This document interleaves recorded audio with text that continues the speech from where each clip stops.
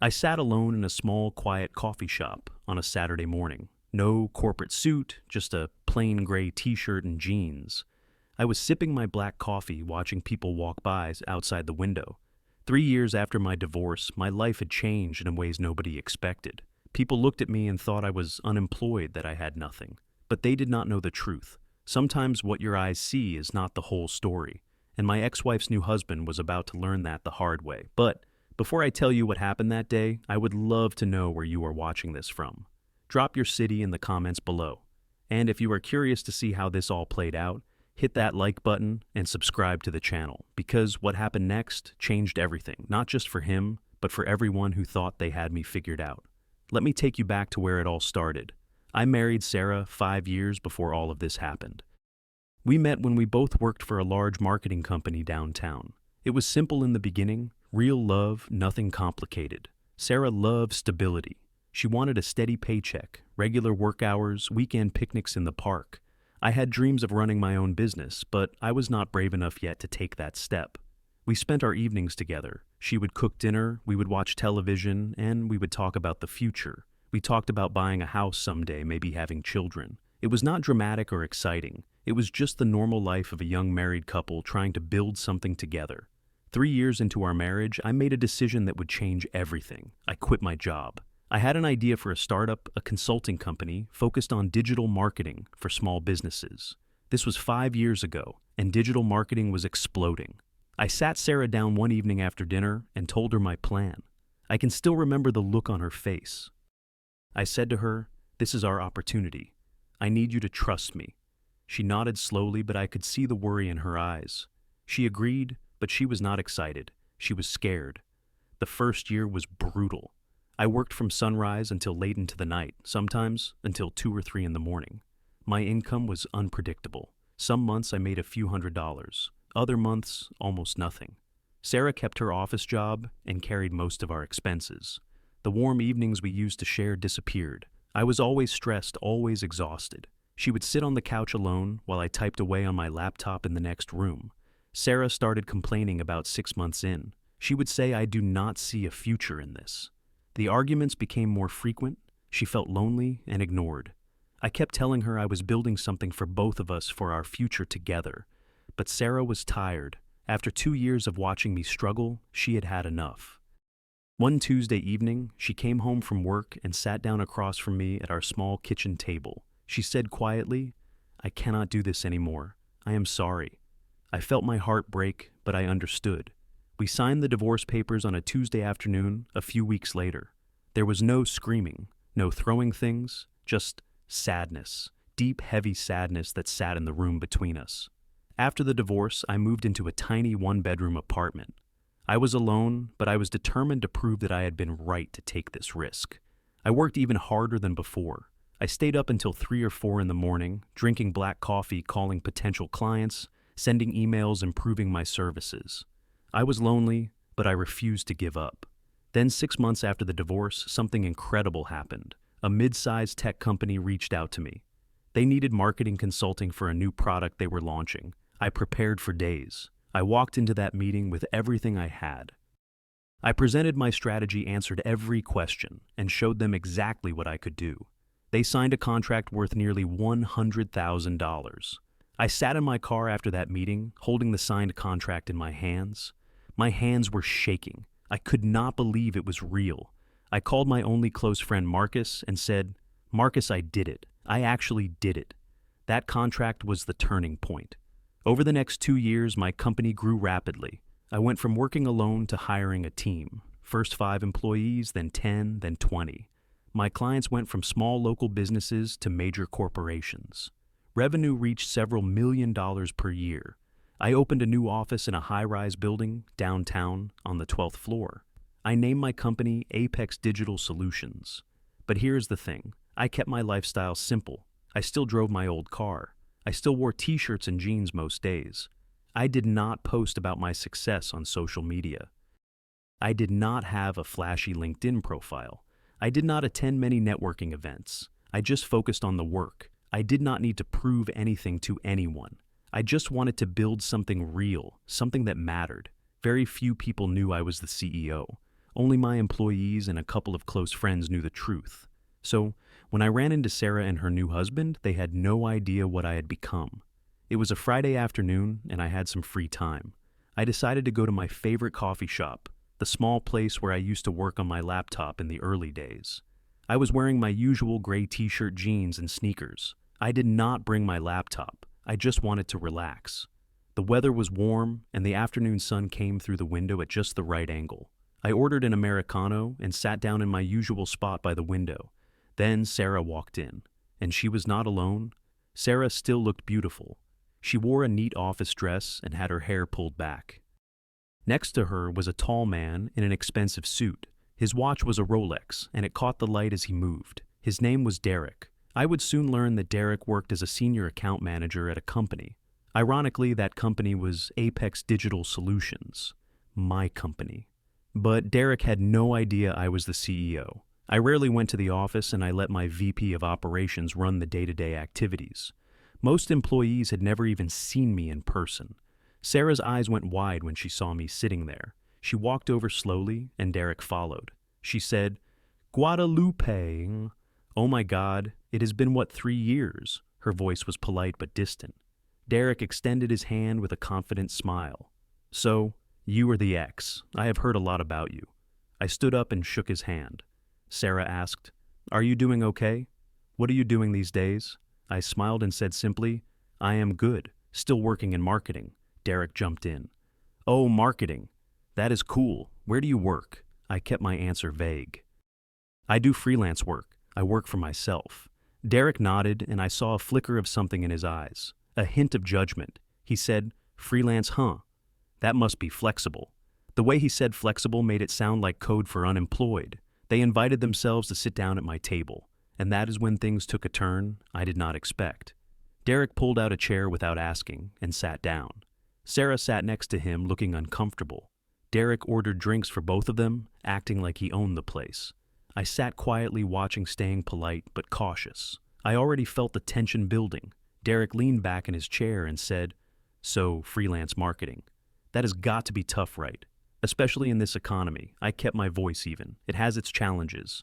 He continued, "I bet. I mean, no stable income, no benefits. That must be stressful."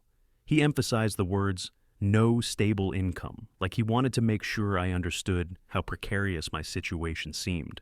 Sarah tried to interrupt. "Derek, do not," but he cut her off. No, I am just being realistic. I respect the hustle." He took a sip of his coffee, looking at me with an evaluating stare. I said simply, "I manage." Derek laughed a little. "Well, Sarah told me you were always a dreamer. It is good to have dreams. But sometimes you have got to be practical too. You know?" Then Derek started talking about himself. "I just got promoted to senior account manager at Apex Digital Solutions. You might have heard of it." I nodded. "Yeah, I have heard of it." His face lit up. "We are one of the top digital marketing firms in the city. Great pay, amazing benefits, company car." He started listing everything. 6-figure salary, bonuses, stock options, health insurance, the works. Sarah stared down at her coffee cup, not saying anything. Derek kept going. "It is a solid gig. Stability. You know? Something I think you probably miss." I just smiled and said nothing. He leaned forward. "But hey, freelance life must be fun, right? Sleeping no boss to report to." His tone was mocking now, barely hidden behind a thin layer of fake friendliness. I was about to stand up and leave when Derek said, Wait. Actually, some of my buddies are coming. They work at Apex too. You should meet them." Before I could decline, 3 men walked through the door. Derek waved at them. "Hey guys, over here?" I sat back down, knowing this was about to get worse. The 3 men walked over. They were all wearing expensive business suits, shiny watches, and leather briefcases. Derek introduced them. "This is Brad, Kyle, and Jason. They all work at Apex Digital Solutions. Brad was a sales manager. Kyle was a senior marketing strategist. Jason was a client relations director." Derek gestured toward me. "This is Guadalupe, Sarah's ex-husband. He is a freelance marketer." The way he said freelance marketer sounded like he was saying unemployed, but trying to be polite. The 3 men looked at me, nodded politely, but I could see the judgment in their eyes. Brad spoke first. "Freelance man?" That is rough. How do you even get clients? I kept my voice calm. Word of mouth, mostly. Kyle shook his head. Word of mouth. Dude, you need to be on LinkedIn attending networking events, all that. I said I prefer to keep things low-key. Jason laughed. Low-key? In this industry? Good luck with that. Derek jumped in, pretending to defend me. Guys, be nice. He is doing his best. But his tone made it sound even more condescending. Brad leaned forward. Seriously, though, if you ever want a real job, Apex is always hiring. I mean, maybe not at our level, but entry-level stuff. Kyle added, yeah, we could put in a word for you. Graphic design, intern, social media coordinator. They all chuckled lightly. I stayed silent, just smiling slightly. Jason looked at me. How much do freelancers even make? Like 30,000-40,000 a year, Derek said. If they are lucky. The whole group laughed. Sarah finally spoke up. Derek, that is enough. But Derek waved her off. What I am just saying, Brad continued, honestly, I do not know how you do it. I would be stressed out of my mind without a steady paycheck. Kyle nodded. Right, I mean, we complain about corporate life, but at least we know we are getting paid every 2 weeks. Derek looked at me with fake sympathy. Guadalupe here is brave, though, living the risky life. Jason smirked, or maybe just unemployed and calling it freelance. The entire group burst into laughter. Sarah's face turned red. Derek, stop. But Derek kept going. I am kidding. I am kidding. But seriously, man, if you need help, just let us know. We have all been there. I stayed calm on the outside, but inside I was making a decision. That is when I decided enough was enough. I placed my coffee cup down gently and sat up straight. I said in a steady voice, actually, I do have a steady paycheck. Derek laughed. Oh yeah, who do you work for? I looked him directly in the eyes. Apex Digital Solutions. There was a moment of complete silence. Brad laughed nervously. Wait, what? You work at Apex. I nodded. Yeah, Kyle frowned. I have never seen you around the office, I said calmly. I am not around the office much. Jason asked what department. I answered executive. Derek burst out laughing. Executive dude, come on, stop messing around, Brad joined in. There is no way. We would know if there was someone new in executive. I said, I am not new. Kyle looked confused. Then what is your position? I kept my voice as calm as if I were commenting on the weather. I am the CEO. Complete silence fell over the table. Derek stared at me, then broke into loud laughter. CEO? Okay, now I know you are bullshitting. Brad, Kyle, and Jason all joined in, laughing like it was the funniest joke they had ever heard. Sarah looked at me, and I saw doubt starting to form in her eyes. Guadalupe, she said quietly. I reached into my wallet and pulled out my business card. I placed it on the table. It read, Guadalupe Martinez, founder and CEO, Apex Digital Solutions. It had my official phone number and email.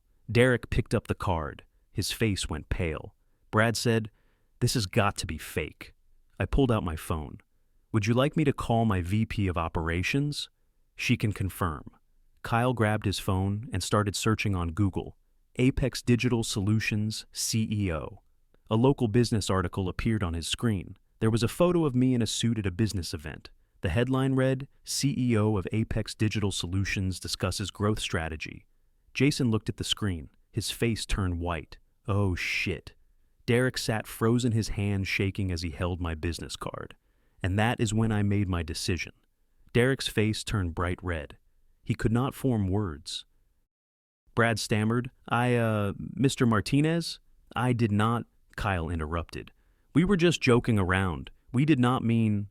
Jason sat in complete silence, staring down at the table. Sarah covered her face with her hands. She was clearly in shock. Derek tried desperately to fix the situation. Guadalupe, man, I am sorry. I did not know. If I had known, I cut him off. My voice was cold. If you had known I was your boss, you would have treated me differently. But if you thought I was just a struggling freelancer, it is okay to humiliate me. Silence. Brad tried again. That is not... We were not trying to... I interrupted. Trying to what? Make me feel small? Worthless. I leaned forward and spoke directly to all of them. You laughed at me because you thought I had nothing. You judge me without knowing a single thing about who I really am. I looked straight at Derek. You assume that because Sarah left me, I must be a failure. Derek looked down, unable to meet my eyes. I continued. Success is not about what you wear or what car you drive. It is about what you build. And I built Apex from nothing. While you were sitting in your comfortable corporate jobs, I was working 18-hour days to create something real. I turned to Brad, Kyle, and Jason. You three work for me. You are good at your jobs, I will give you that. But the way you treated someone you thought was beneath you, that tells me everything I need to know about your character. Brad said desperately. Mr. Martinez, please. I held up my hand. I do not fire people for making mistakes, but I do fire people who lack basic human decency. I will see you all in the office Monday morning, and I suggest you start looking for new jobs. I took out my phone and dialed a number. The phone rang twice before someone answered. Linda, it is Guadalupe. Sorry to bother you on a Friday evening. My VP of Operations. Linda Hayes answered. No problem, what is up? I said. Clearly I need you to prepare a termination paperwork for 4 employees.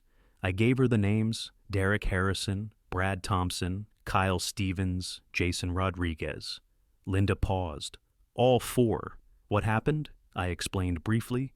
Professional misconduct, harassment. I will send you a detailed email, but I want them terminated effective immediately.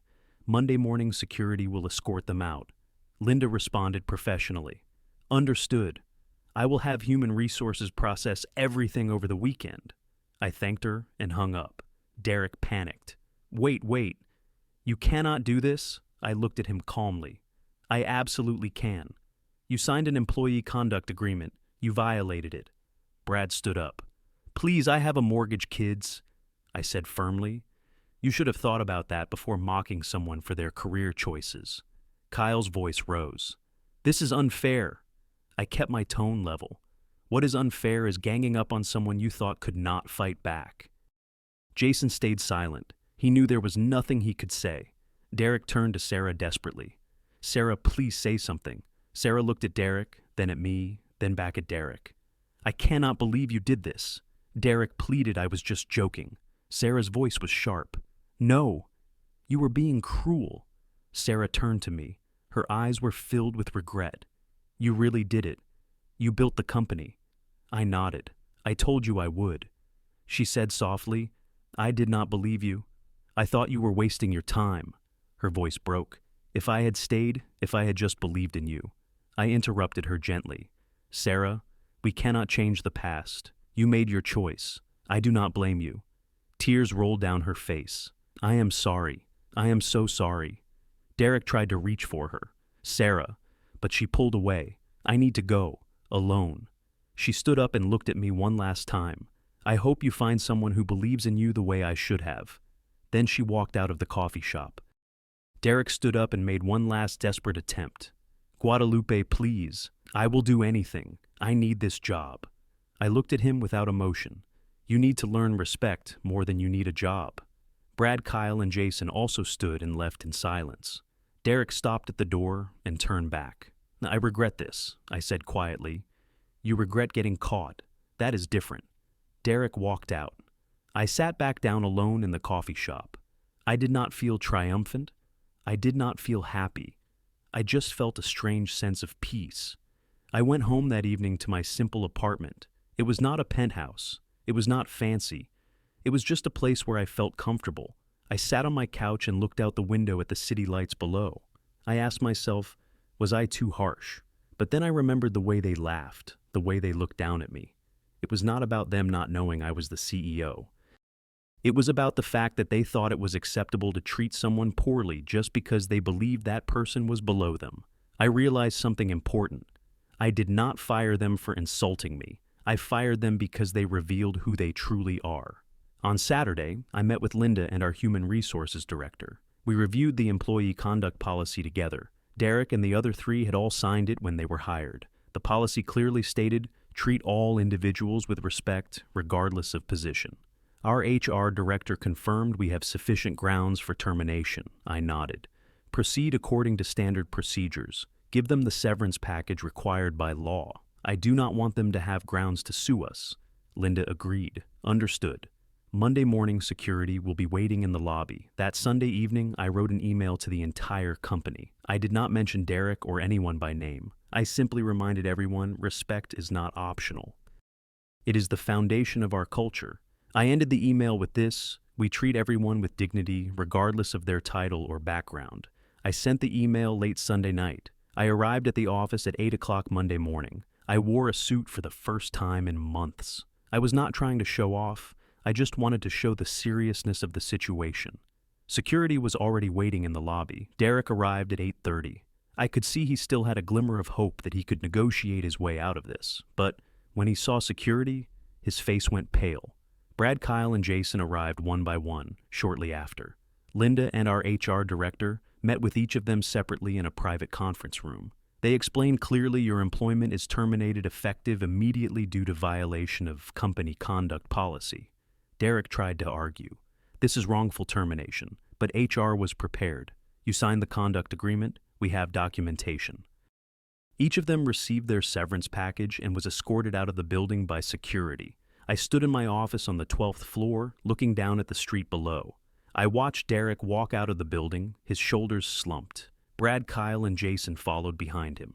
I did not feel satisfaction. I felt sadness. I was sad because they destroyed their own opportunities. I was sad because they never learned how to respect other people. Linda walked into my office. It is done. I nodded. Thank you. She said the other employees are asking what happened. I looked at her. They will know, and hopefully they will learn from it. After everything that happened, I realized I still carried pain from my divorce. It was not because I still loved Sarah. It was because I felt rejected. I felt like I was not worthy of being trusted. There were nights when I could not sleep. I kept asking myself, am I really worth believing in? But then I looked at everything I had built. My company was not successful because of luck. It was successful because of hard work, dedication, and integrity. Slowly, I began to accept the truth. I am enough. I always was. I started taking better care of myself. I went to the gym early in the mornings. I joined a nonprofit organization that helped young entrepreneurs. I reconnected with old friends. Marcus, my close friend from college, became my support system. We spent weekend evenings having dinner, watching movies, and talking about life. For the first time in years, I felt like I was not just surviving. I was actually living. 6 months after the incident, I realized I was no longer angry at Derek or Sarah. I did not feel pain when I thought about the past. They hurt me, but they also helped me realize my own worth. I did not need them to validate me. I validated myself through my work and my integrity. One day I received an email from Sarah. She apologized sincerely and wished me happiness. She also mentioned that she and Derek had separated. I replied with a short message. Thank you. I wish you well too. And I truly meant it. I learned an important lesson through all of this. The way people treat those they think are not important says everything about their character. Derek and his friends were polite to their bosses and nice to clients, but they were cruel to someone they thought was beneath them. That does not make someone a good person. That just makes someone opportunistic. I applied this lesson to my hiring process. I always observe how job candidates treat our receptionists, our security guards, and our cleaning staff. If they do not show respect to those people, they do not get hired. Once I turned down an extremely qualified candidate because he spoke harshly to our front desk receptionist. I explained to my HR team, skills can be taught, character cannot. I also learned that success is not about titles, money, or cars. It is about integrity. It is about staying true to your values. I could have fired them and felt smug about it, but instead, I felt sad. I realized they had probably been like this their whole lives, and nobody had ever held them accountable. I hope they learned something from this experience. Maybe they will become better people. Maybe they will not, but at least now they know that actions have consequences. 3 years after my divorce and 2 years after the incident with Derek, I still sit in the same coffee shop. My company continues to grow. I still live simply. I still wear t-shirts and jeans. I still drive my old car. I do not need to prove anything to anyone. I have met a few new people. I have gone on some casual dates, but I am not rushing into a new relationship. I am focused on building a life I love. People will judge you based on what they see, and sometimes they will be wrong. The key is not to change who you are to fit their expectations. The key is to stay true to yourself, build something meaningful, and let your work speak for itself. Derek and his friends learned that the hard way, but I hope they learned. As for me, I learned that success is not about what you wear or where you work. It is about who you are when no one is watching, and I am proud of who I have become. Not because I am a CEO, but because I am a good person first, and that more than anything is what matters. Before I go, I want to ask you something. Have you ever been underestimated by someone who later regretted it? Drop your story in the comments below. I would love to hear it. If this story resonated with you, please hit that like button. It really helps the channel grow. And if you have not already subscribed so you do not miss future stories, share this video with someone who needs to hear that their worth is not defined by what others think. Thank you so much for listening to my story. I hope it reminds you that respect, integrity, and kindness matter more than any title or paycheck ever will. Stay true to yourself. Keep building. And remember, the people who doubt you today might be the ones asking for your help tomorrow. Take care, and I will see you in the next one.